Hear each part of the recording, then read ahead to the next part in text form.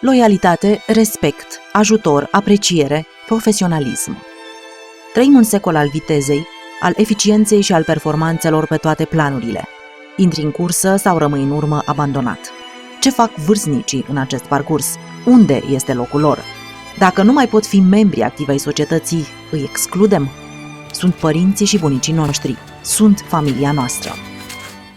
Fundația Crucea Alb Galbenă o îngrijește pe doamna Pungaru de 5 ani și în urmă cu 5 luni a apărut această discopatie lombară și am început gimnastica de la cota 0. De la 0. Am luat-o de la început. Acum suntem într-o fază subacută, când am reluat mersul. Da. Nu puteam deloc nici măcar să pun piciorul în pământ. Nu se compară cum sunt acum și cum eram înainte. Extraordinar de mult m-a ajutat Crucea Galbenă, numai ea m-a ajutat. Și doamna Sonia în mod special. Cu o inimioară roșie, dacă apăs pe ea, mi se face extraordinar de bine. Ce face să fie atât de specială echipa Fundației Crucea Alb Galbenă? Între pacienți și asistenții medicali se creează o legătură foarte frumoasă de afecțiune reciprocă, o relație extraordinară de respect. Asistenții fac parte treptat din familia beneficiarilor și invers.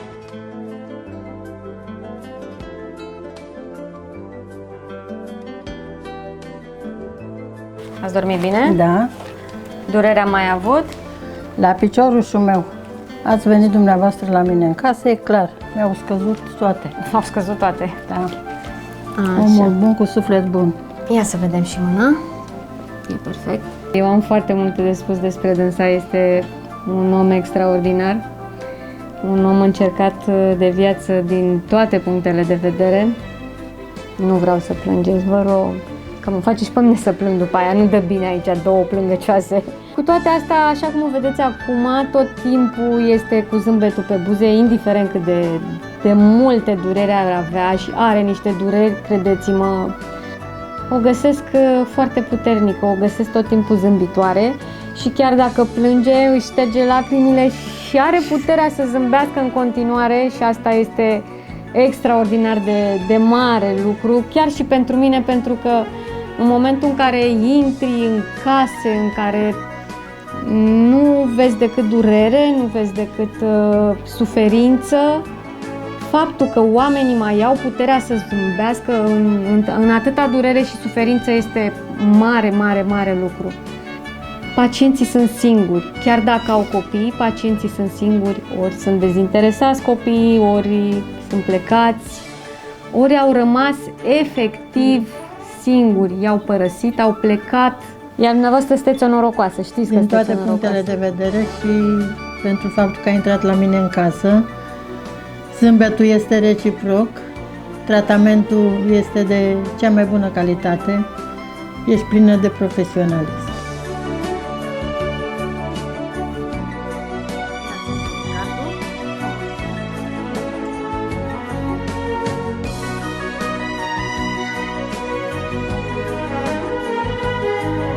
Mergem către domnul Dan.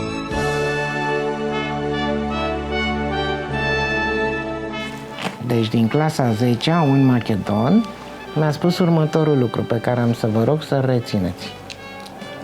Dacă reușești să te simți bine și când ești singur, o să treci mai ușor prin viață, indiferent cum este ea. Din 99 sunt bolnav și din 99 nu mi-am pierdut speranța și încerc tot ce este posibil în materie de tratament medical pe mielită transversă. Dacă n-ar fi îngrijirea la domiciliu, aș fi un om terminat, deoarece spitalele nu te primesc pe perioade lungi de iarnă, circulația periferică e terminată, nu mai am voie, nu am voie să stau în frig sub 25-26 de grade, de asta este și așa cald aici și nu funcționează aerul condiționat.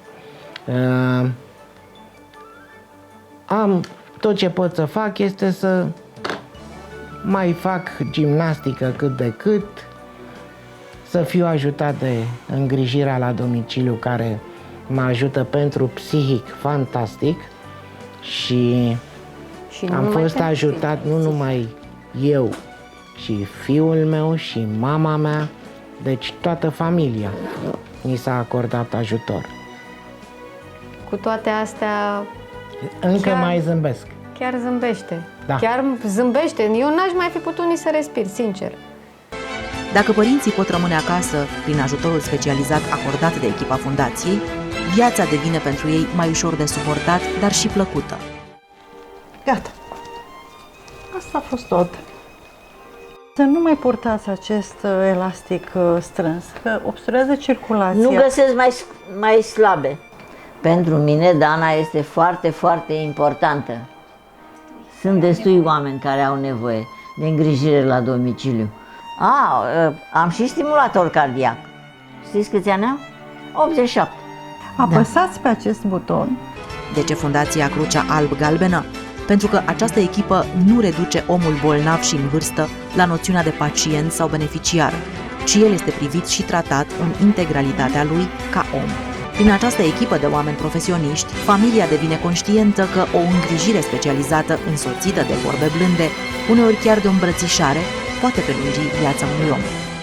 Crucea Alb-Galbenă.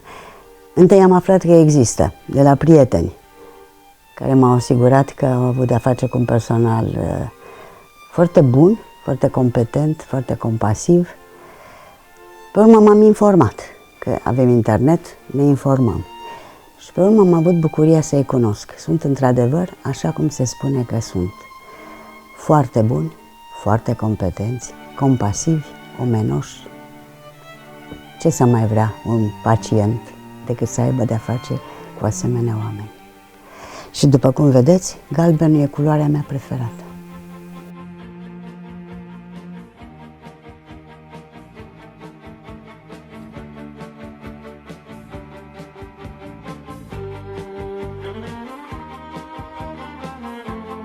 Vin la doamna Tănase de 3 ani de zile, vin săptămânal sau la cerere. Dacă este cazul, recoltăm și analize. Le mulțumesc mult de tot, de copii deosebiți, îngrijește bolnavi, îi atenți cu ei bolnavi. Le mulțumesc. Asistenții echipei cunosc oamenii de lângă ei și le devin prieteni de nădejde. Să-l ajuți pe cel în vârstă și în nevoi, fără să-i anulezi personalitatea, cere tact și înțelegere. Să ne amintim să-i tratăm cu aceeași iubire și cu același respect cu care am fost noi crescuți. Și era imobilizat la pat, Maria mă ajuta, îl întorceam cu cearceaful, adică era muncă. Păi vă dați seama, în momentul când omul este imobilizat la pat, ce poți să faci? Unde să-l transporti? În primul rând era greu de dat jos din pat, ca să zici că îl iau cu mașina, nici nu se punea problema la așa ceva. Crucea Galbenă este un sistem extraordinar. Mergem la doamna Dabu. Doamna Dabu a fost asistentă medicală, un personaj foarte simpaticuț, o să vedeți noastră, dânsa și-a menținut tonusul, ținând cont că nu are familie și pe nimeni, iar soțul a decedat, noi ne știm de aproximativ, să zicem, 3-4 ani. Și am ținut legătura, indiferent de proiectele ce le-am avut, noi am continuat să ținem legătura. Adică eu n-am putut să o las. Și dacă suna în afara programului?